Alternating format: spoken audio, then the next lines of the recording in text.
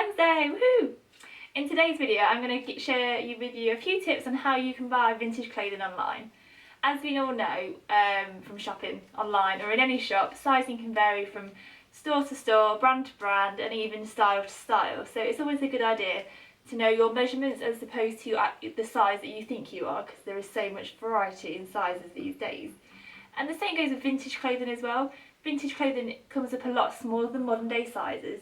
So for what is a UK 10 now could have been a UK 14 in the 70s. So it's a really good idea to know your basic measurements. Now the main ones that you need to know would be your bust. So you need to measure around the fullest part of your bust with this fabric tape measure. You can't use a ruler or a metal tape measure, it needs to be fabric so it bends and moulds to your body. So across the fullest part of your body, and that's the bust measurement. When I can get my words out. And then another good measurement to have would be your waist. So that's naturally the smallest part of your body. So mine is here, just where the top of the skirt comes. And that's your waist. A lot of people get confused with this one now because with jeans it says waist 28 for example. But that's probably more than likely your hips, which is again naturally the widest part of your body. So mine is here. And actually I can feel my hip bones, so that's a good indicator as well. Yeah, so you need to make sure it's kind of like flat, not twisted and goes around your body. You don't want it too tight, but yeah, so that's your waist. Obviously if you're buying trousers, you want to know your inside leg, so you go from the top of your leg down to the bottom, down to your ankle bone, and that's your inside leg measurement. If you're buying coats and jackets or anything with a structure, it's a really good idea to know your shoulder to shoulder measurement, which is here, obviously from here to here.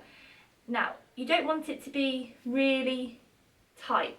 So if it's not actually going to hit your shoulder there, where you can see where the skin is on my through the shirt, then it's going to be too small for you.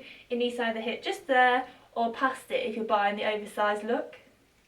If you buy it too small, you're going to look like that, and it's going to look too tight on you. It's not going to fit you nicely or properly of how the item's designed. So it needs to just hit you right there, or just past it here, or even a bit higher for the oversized look. Another few good measurements to be aware of is maybe your arm length. Just check as well the height of the model.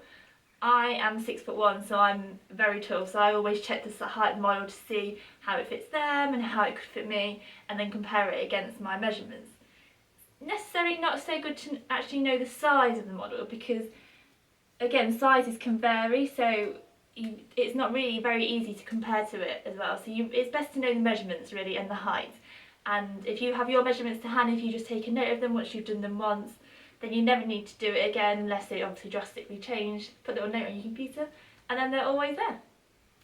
Another good one to know as well is the length of an item. Me, obviously again, because I'm so tall, I like to know things are going to be long enough for me, for dresses, skirts, example. So I'd measure obviously the length to where I'd want the skirt to go from, and that'd be fine. If I'm doing a length measurement, I would take the measurement from the nape of my neck, which is the bone, which you can don't know if you can see, but you can feel it, there, down to the hem. Now that's my length, and that's where someone would take the length of the item from. So that's a good measurement to know, just to check things are going to be long enough for you.